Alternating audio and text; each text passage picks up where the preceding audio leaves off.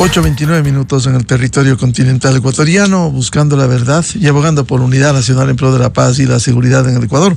Queremos dar la bienvenida en los estudios de la revista de Opinión Democracia al economista Damián Larco, director general del Servicio de Rentas Internas.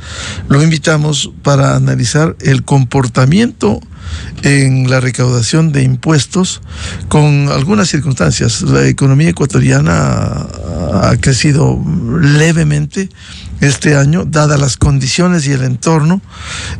Sin embargo, sí es bueno valorar cuando este año se resolvió el incremento del 12 al 15% del IVA, y en estas condiciones económicas había temores de que haya una caída de las ventas. Sin embargo, ¿cuál es el reflejo? Cuando hasta noviembre, por recaudación de impuestos, ha tenido una cifra importantísima el SRI, 18.537 millones de dólares. Y habrá que esperar el último mes, que es mes de ventas, el mes de diciembre, cómo se cierra con los datos que se reciba a comienzos del próximo año, en el mes de enero. ¿Cuál ha sido el comportamiento de estos 11 meses en la recaudación de impuestos? Señor director del SRI, Damián Larco, buen día. Muy buenos días, gracias por la invitación. Un saludo a la audiencia. Bueno, el comportamiento que hemos tenido, y yo siempre digo, para saber dónde estamos es necesario saber de dónde partimos. Y nosotros partimos de un escenario muy complejo. Solo en recaudación tributaria se proyectaba que este 2024, sin las leyes del presidente Noboa, se iba a decrecer en 1.600 millones de dólares. Una cifra muy importante. Otros panoramas ya en términos económicos, el riesgo país era elevado, teníamos un déficit fiscal de alrededor de 5.000 millones de dólares, y era un escenario complicado porque lo que buscábamos, lo que se requería era darle liquidez a una caja fiscal, que ese era otro tema. La caja fiscal tenía apenas 180 millones de dólares, cuando para pagar los sueldos del sector público se requieren 700 millones de dólares. Entonces, el escenario que heredamos era muy complejo y se debían tomar medidas oportunas para poder lograr el flujo necesario para atender todas estas necesidades de liquidez para todos los gastos que debe hacer el gobierno nacional, el Estado. Entonces, la primera ley del presidente Noboa, la ley de eficiencia económica y generación de empleo, lo que buscaba justamente era dar beneficios e incentivos tributarios para dinamizar la economía, pero también generar fuentes de ingresos, y eso lo hicimos a través de la autorretención a las 520 empresas más grandes del Ecuador, y también una remisión de intereses, multas y recargos, que han dado los efectos. Al día de hoy, solo en renta hemos recaudado de enero a noviembre 6.170 millones de dólares. Hemos crecido en renta en un 16.6%. Solo en noviembre en renta recaudamos 445 millones y es un crecimiento del 30%. Entonces, vemos que la medida de autorretención, de la remisión, dio los efectos esperados y se ha generado esta liquidez que se requería para atender las situaciones que estamos viviendo. Tenemos, por ejemplo, el IVA. El IVA de enero a noviembre hemos recaudado 8.877 millones de dólares. El crecimiento con respecto al mismo periodo del año anterior es de un 14.4%. Un crecimiento también importante. De hecho, al mes de noviembre hemos logrado ya cumplir con la meta anual de recaudación que nos fijamos para este impuesto, el IVA. Solo en el mes de noviembre en IVA recaudamos 880 millones y se creció en un 26% con respecto a noviembre del año 2023. El argumento que se hace desde afuera es un poco lógico, porque subió 3 puntos el IVA. ¿Se podría calificar eso? El incremento de los 3 puntos, si recordamos, se lo hace en la ley para enfrentar el conflicto armado interno, la crisis social y económica, y se toma en un momento en que Ecuador tocó fondo en la crisis de inseguridad, el asalto a TC, y se toma esta medida de ponerle fin, de combatir la inseguridad con mucha firmeza, y para eso se requieren recursos. Y por eso es que el presidente Noboa toma esta decisión valiente, oportuna y necesaria para poder afrontar esta crisis, y se elevan estos 3 puntos a partir del 1 de abril, y lo comenzamos a recaudar a partir de mayo. ¿Qué decían muchos políticos de oposición, analistas, que si se incrementaba el IVA se iba a contraer el consumo, que se iba a aumentar la inflación y que finalmente iba a terminar cayendo la recaudación de impuestos. Y eso no ha ocurrido. Ha ocurrido todo lo contrario. La inflación ha disminuido. Tenemos también que las ventas no se han contraído, a pesar de los desafíos que hemos tenido que atravesar este año 2024, las ventas se han mantenido e incluso en este segundo semestre comienzan a crecer. Y entonces no hemos visto este escenario y más bien la recaudación de IVA ha aumentado. Y esto, ¿a qué se debe? Y lo dijimos nosotros desde un inicio, ¿no? El IVA aquí en Ecuador, si bien es un impuesto que lo hemos tratado de hacer progresivo técnicamente. ¿Por qué? Porque no hay un efecto en la población de menos recursos del Ecuador, en el sentido de que tenemos una amplia gama de bienes y servicios que están grabados con tarifa 0% de IVA.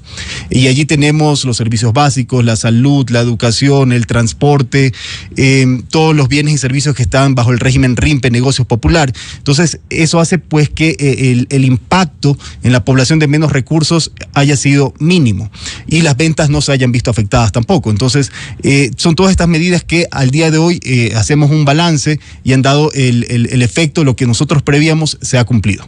Ya, con esas consideraciones, el llegar a noviembre con 18.537 es una cifra que no estaba, digamos, presupuestada de recaudación.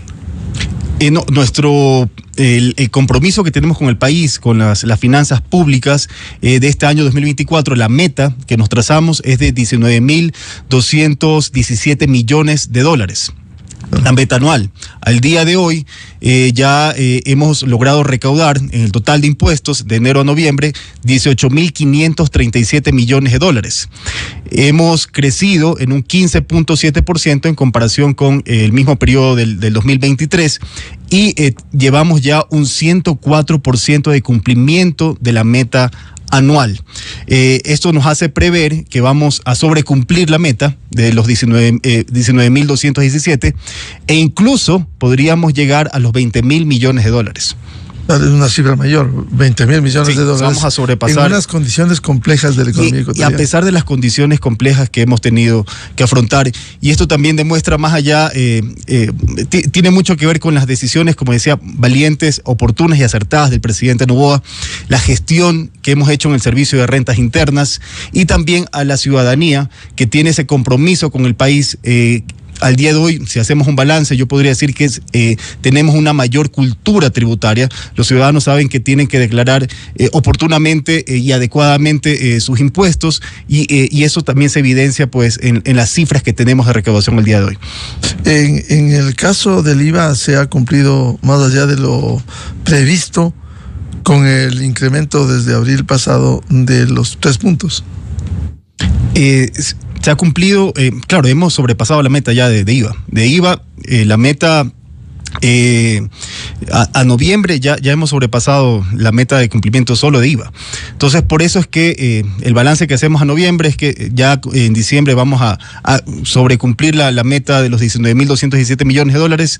E insisto, es bastante probable que lleguemos a los 20.000 millones de dólares y eso es importante, tener esos recursos en la caja fiscal, porque este año hemos tenido que combatir la crisis de inseguridad, tenemos la crisis energética y que se requieren recursos para poder sortear estas crisis y ponerle un fin. Entonces era necesario tener estos recursos y aquí es muy importante, si bien hemos logrado incrementar los ingresos para la caja fiscal, nosotros comenzamos con un déficit de 5.000 millones de dólares. Eso quiere decir que nuestros gastos son mucho mayores a los ingresos.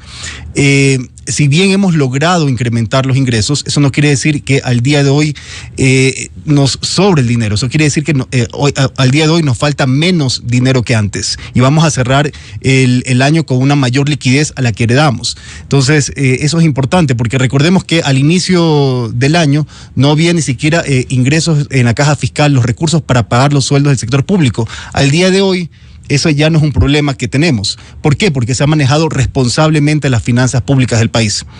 Señor director del SRI, Damián Larco, ¿qué se espera de diciembre? Siendo un mes de ventas en estas condiciones, que se cumpla lo que usted anunciaba, los 20.000 millones?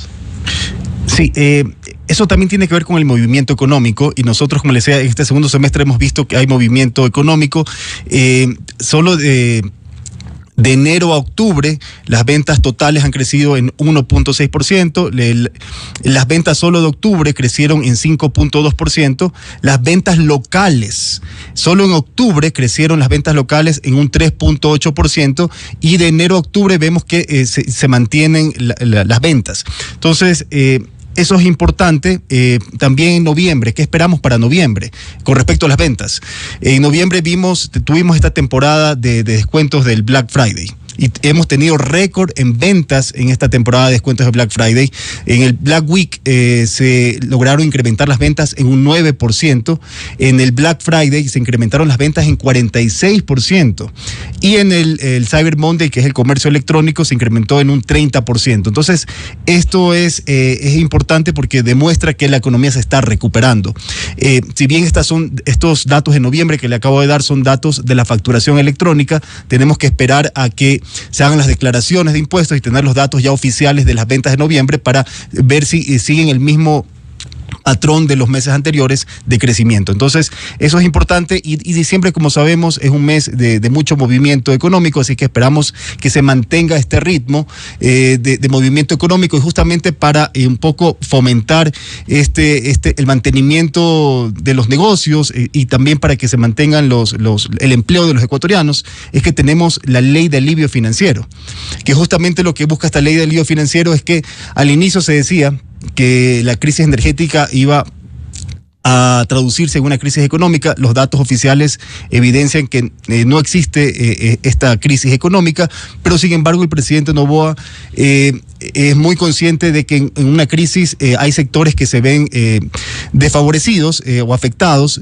sobre todo los pequeños comerciantes, los microempresarios, los emprendedores, y por eso es que se propone esta ley de alivio financiero que ya está vigente y que justamente busca mantener los negocios y conservar el empleo. Entonces tenemos muchas medidas, como por ejemplo la condonación de deudas tributarias. Tenemos condonación de deudas tributarias para aquellos que están en el régimen RIMPE Negocios Populares, que son aquellos que facturan menos de $20.000 en el año. Son los pequeños comerciantes. Entonces vamos a condonar las deudas las deudas tributarias que tengan vencidas de multas e intereses de los ejercicios fiscales 2022 y 2023. ¿Por qué lo hacemos? Porque nosotros, al menos en el Servicio de Rentas Internas, hacemos mucho esfuerzo para que los pequeños comerciantes salten a la formalidad, que sean formales, que saquen el RUC, que declaren sus impuestos con este régimen RIMPE, que es muy sencillo. Pagan hasta una tasa de hasta $60 en el año como impuestos. Entonces, hacemos muchos esfuerzos y lo que buscamos es que en esta época de crisis ellos se mantengan en la formalidad. Entonces, por eso hemos condonado estas deudas. También estamos condonando deudas a aquellos contribuyentes, los pequeños contribuyentes que tengan deudas de hasta $460 por contribuyente. Entonces, es una forma de darle alivio financiero a la ciudadanía, y que estos pequeños comerciantes, microempresarios, mantengan sus negocios y sigan en la formalidad. ¿Hay alguna condición para quienes tienen deudas con el SRI hasta $400? ¿Alguna condición especial? ¿O periodo, año? ¿En qué condiciones? Son las deudas que mantengan en la administración tributaria, y nosotros muchas de ellas de oficio las vamos a condonar. Y también tenemos un plan excepcional de pagos. ¿Qué es este plan excepcional de pagos? Por los impuestos retenidos o percibidos por la administración tributaria. Todas las compañías que retienen impuestos pues deben al mes siguiente pagarlo al Servicio de Rentas Internas. Eso establece la ley, pero nosotros solo por este periodo, por la crisis energética, en la ley de alivio financiero se hace un plan excepcional de pagos. Los contribuyentes tienen, a partir de la entrada en vigencia de la ley, tienen 60 días para acercarse a la administración tributaria y solicitar un acuerdo excepcional de pagos por estos impuestos retenidos que estén en mora. Y pueden hacer el acuerdo hasta 12 meses, hacer el pago, y es una forma de que los pequeños negocios sobre todo se financien de forma indirecta a través de estos impuestos retenidos. Entonces es una forma de otorgar el alivio financiero para que se puedan mantener los negocios. En el caso del IVA, el presidente resolvió mantener el incremento de los 3 puntos del 12 al 15% el próximo año. Esto va a permitir quizás un crecimiento mayor al 2024, a sabiendas de que empezó el cobro del 15% desde abril. Aquí es muy importante, bueno, el presidente ya emitió el decreto de acuerdo a las condiciones de las finanzas públicas, que es un análisis que hace el Ministerio de Finanzas. Se decidió mantener el IVA al 15% durante el año fiscal 2025 y es una decisión muy responsable, porque hay que ser responsables con las finanzas públicas del país. Nosotros heredamos un país en crisis, totalmente, como lo mencionaba al inicio. Y este año 2024 ha sido un año de recuperación económica, a pesar de los desafíos que hemos tenido que afrontar. Este ha sido un año de recuperación económica y los datos así lo demuestran, los datos que tenemos al día de hoy. Y el 2025 ya deberíamos tener una reactivación económica, pero tenemos que ser responsables con las finanzas públicas. Como decía, heredamos un déficit fiscal de 5.000 millones de dólares. Si bien este año 2024 va a ser menor el déficit fiscal, aún mantenemos el déficit fiscal. Aún se requieren estos recursos para poder solventar todos los gastos que se requieren en el sector público, y que finalmente todo lo que se recauda se transfiere finalmente a la ciudadanía a través de diferentes fuentes.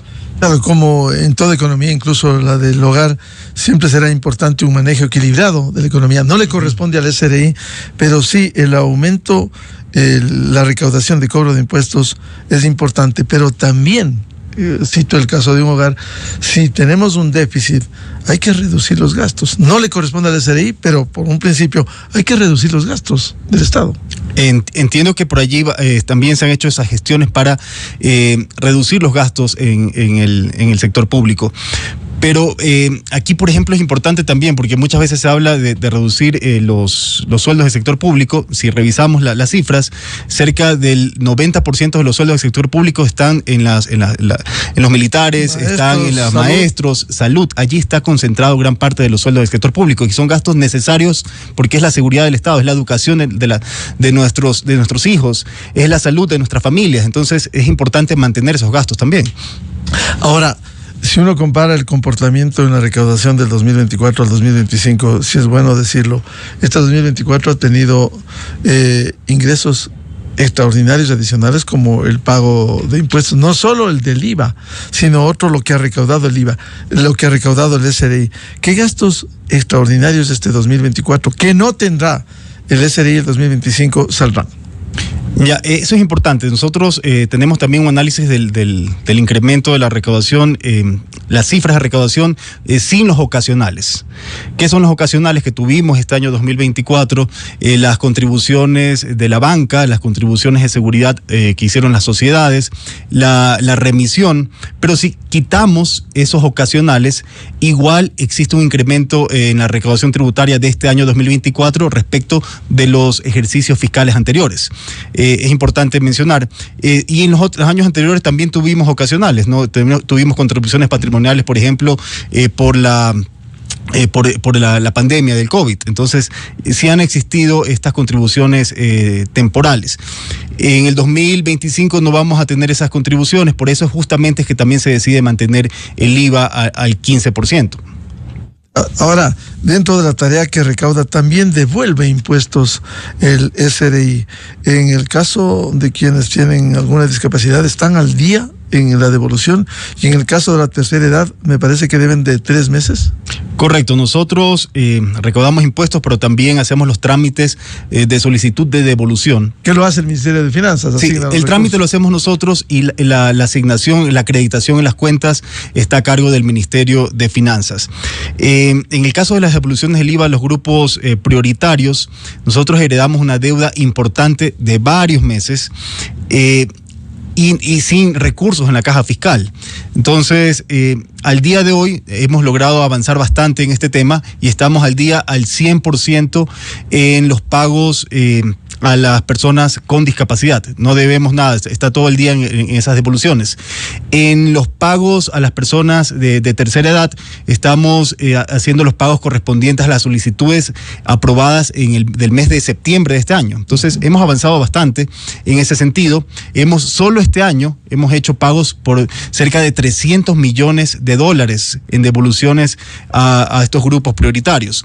Y hemos acortado el tiempo. Claro, se ha estado pagando mensualmente de los meses atrasados, sí, pero va mensualmente. Exactamente, entonces hemos avanzado bastante. Obviamente lo ideal sería no tener menos de 3 meses, pero estamos avanzando y es importante el avance que hemos tenido en este sentido. Señor director del SRI, Damián Larco, tengo una pregunta ciudadana que quiero trasladarla. Dice, ¿por qué no se han cancelado los valores de la retención a la fuente? En retención a la fuente también es una deuda heredada que tuvimos, pero aquí tal vez hay un beneficio que no tenemos con la devolución del IVA a los grupos prioritarios. En la devolución del impuesto a la renta del año 2023, los contribuyentes tienen la posibilidad, ya muchos lo están haciendo así, de acercarse a la administración tributaria o mediante la plataforma del Servicio de Rentas Internas, convertir ese pago, convertirlo en una nota de crédito. Y con esa nota de crédito se pueden acercar a cualquier bolsa de valores y convertirlo en efectivo, o utilizar esa nota de crédito para el pago de sus propios impuestos. Entonces, esa es una facilidad que tenemos, porque estas devoluciones de impuesto a la renta son tanto para las compañías como para las personas naturales. Entonces está esa posibilidad abierta. Y si requieren esos recursos inmediatamente, pues esa sería una opción que podrían tener, ¿no? Y la mantenemos. Igual estamos haciendo todas las gestiones con el Ministerio de Finanzas. Recordemos que nosotros en el Servicio de Rentas Internas hacemos el trámite y hacemos la gestión con finanzas para que se hagan las acreditaciones, pero nuevamente, si bien hemos logrado mejorar los ingresos, aún mantenemos un déficit fiscal menor que el que recibimos, pero aún no es que hemos logrado superar toda la crisis fiscal que heredamos. Igual se ha hecho o se hará lo correspondiente al 2024 en el 2025 con la devolución, si hay espacio para el impuesto a la renta, porque hemos visto que entregan nota de crédito y efectivamente en el mercado bursátil con una pequeña comisión se negocia casi rápidamente una nota de crédito del SRI. Sí, exactamente. Con una comisión pueden convertirla en efectivo o, como les decía, pueden utilizarlo íntegramente para el pago de sus propios impuestos. Igual decía la devolución del impuesto a la renta, cuando se declara en febrero, en marzo. En marzo las personas naturales pueden convertirlo en nota de crédito y pagan sus impuestos del año 2024. Impuestos o negocian en el mercado. O negocian en el mercado. Entonces es una facilidad importante que existe para las devoluciones de renta, y invito a la ciudadanía pues que no se les haya acreditado aún las devoluciones de renta, que se acerquen a la administración tributaria y lo conviertan en una nota de crédito para que tengan el pago de forma inmediata. Eso es rápido, la entrega es inmediato, lo hacen inmediatamente. Se confirma lo que tiene la persona natural y le dan la nota de crédito. Sí, de hecho, y esto en línea, ¿no? En línea lo hacen. Dices, ya no quiero que me paguen efectivo, que me acredite mi cuenta, solo quiero la nota de crédito. Entonces se entrega esta nota de crédito desmaterializada y luego la puede negociar en los mercados financieros y tiene el efectivo. Es un mecanismo, esa facilidad que tenemos para este tipo de devoluciones en el impuesto a la renta. Hay un tema que hablamos la ocasión anterior también con el señor director general del SRI, Damián Larco. El tema que evidentemente no le corresponde exclusivamente, directamente al SRI, pero sí es parte del sistema de enfrentar el lavado de activos. ¿Cómo se está trabajando con la UAFE a fin de detectar? La ocasión anterior le enseñé cómo se determinaba empresas de minería ilegal que exportan oro y que hacen lavado de activos legalmente, aun cuando los antecedentes no sean legales. ¿Cómo se está enfrentando el lavado de activos desde el SRI?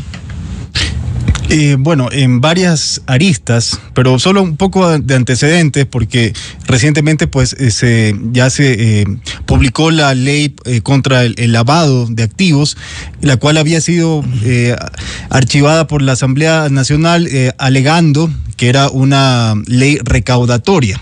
por el impuesto a los autos usados. Y aquí es preciso señalar que eso es falso. Eso es totalmente falso, porque más bien lo que se está haciendo es reducir el impuesto a gran parte de los ciudadanos que adquieren autos usados. La ley establece una... Esta es la ley denominada antipillos. La ley antipillos. Que la Asamblea está objetando la puesta en vigencia. Sí, la ley antipillos. Y la objetaban diciendo que era recaudatoria, ¿no? Que se le quería meter la mano al bolsillo a los ecuatorianos. Y eso es, repito, es falso. Más bien se le está disminuyendo el impuesto a gran parte de los ciudadanos que adquieren autos usados. Recordemos que este impuesto a la compra de autos usados ya existe desde el año 1998, existe este impuesto que lo paga quienes adquieren autos usados, y es el 1% sin distinción del precio del vehículo. Claro. Ahora de 20,000 para abajo, 0,75. ¿Y qué nos dice la Constitución? La Constitución nos dice que los impuestos deben ser progresivos. Quien más tiene, más debe pagar. Y es lo que hemos hecho en este impuesto, lo hemos mejorado. Cuando este impuesto, el nombre de esta ley es la mejora recaudatoria a través del lavado de activos. La mejora recaudatoria, los asambleístas tal vez lo entendieron como incremento recaudatorio, y no, la mejora recaudatoria se entendía o se entiende que es este impuesto lo vamos a corregir y que sea progresivo tal cual lo establece la Constitución. Entonces hay una tabla progresiva, y el 73% de quienes adquieren vehículos usados son vehículos inferiores a $20,000, o son los vehículos pesados. Y estos van a tener una tarifa inferior, ya no es el 1%, es el 0.75%. Se le está disminuyendo el impuesto de alta gama, sí, de al acuerdo 73% de quienes adquieren vehículos usados. Luego, el 25% de quienes adquieren vehículos usados están en un precio entre los 20,000 y 50,000. A ellos se les mantiene el 1%. A partir de los $50,000 es que se incrementa el impuesto. Y va de entre el 1.25 a el 4.25%. Quienes adquieran vehículos con un costo superior a $80,000, vehículos usados, van a pagar el 4.25%. Pero esos ya son vehículos de alta gama, catalogados de alta gama. Entonces, alguien que tiene los recursos para comprarse un vehículo usado de mayor a 80,000 también tendría los recursos para pagar este impuesto, y se busca la progresividad del impuesto. Insisto, el que más tiene es el que más debe contribuir con el país. Se está corrigiendo este impuesto porque siempre debió haber sido progresivo. Ahora, si los asambleístas repetían que es recaudatorio, usted ha dicho que no necesariamente solo eso, también esto permite identificar, con esta ley antipillos, identificar presunto lavado de activos, especialmente en el mercado de venta de autos. Solo para finalizar la idea anterior, este impuesto no es recaudatorio, porque lo que dejamos de recaudar bajándole el impuesto al 73% de quienes adquieren vehículos, lo recuperamos con el 2% que se ven afectados por esta medida. Entonces, al final del día, no recaudamos nada, quedamos en tablas. Se disminuye a los vehículos de baja gama y se le aumentan los de alta gama. Entonces, allí no estamos recaudando, y eso es importante precisarlo. Ahora, el combate al lavado de activos, eso requiere mayormente de controles. Y nosotros en el SRI al menos llevamos la trazabilidad de los vehículos, estamos mejorando los controles en la parte para verificar la trazabilidad. Estamos mejorando los sistemas tecnológicos justamente para poder tener un mayor control. Y en ese sentido combatimos o coadyuvamos en el combate al lavado de activos, porque no es una función del Servicio de Rentas Internas, pero sí nosotros podemos detectar alertas y que las comunicamos a la UAFE.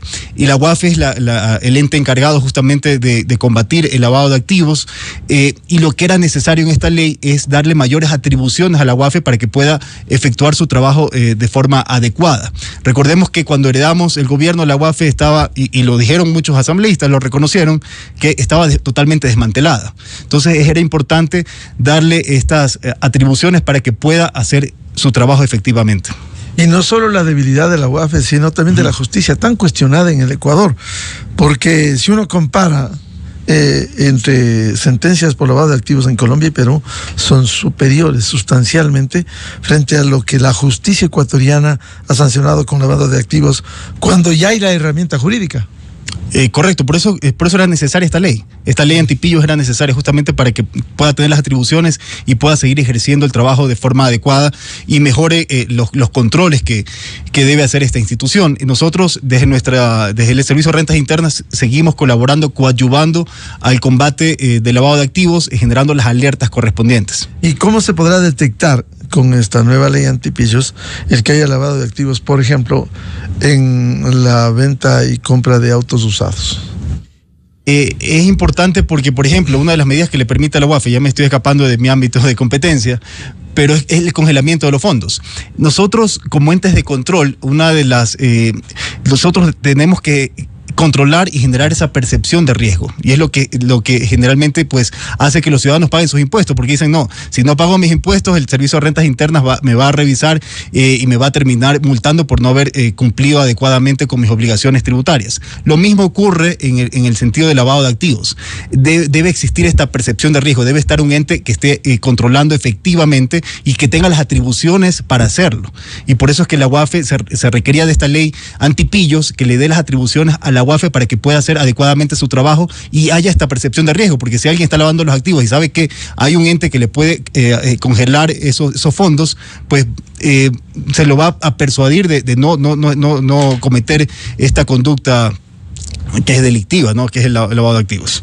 Con esta ley y en general con las herramientas jurídicas vigentes, ¿se podrá coordinar mejor con la responsable, la UAFE, para controlar más rigurosamente el lavado de activos?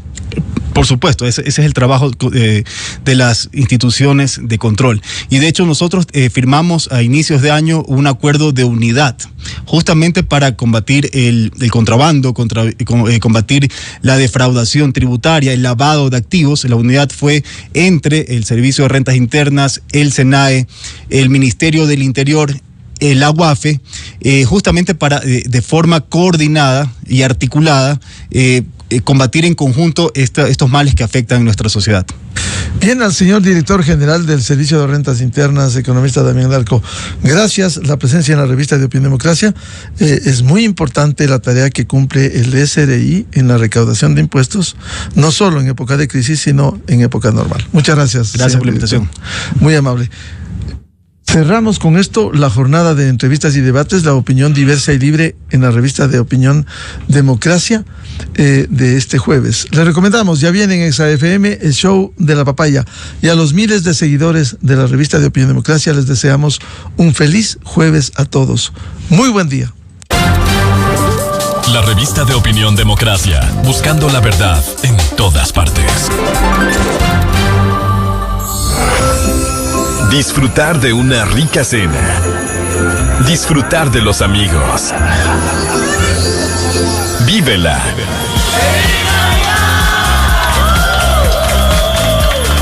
Exa es la Navidad. Esto es Exa Informa por Exa FM. José Neira, director de la UAFE, subraya que la ley antipillos ofrece una herramienta clave en la lucha contra el lavado de activos. La UAFE ha sido parte clave de la acusación y procesamiento de 7 casos de lavado de activos. Se han logrado sentencias condenatorias.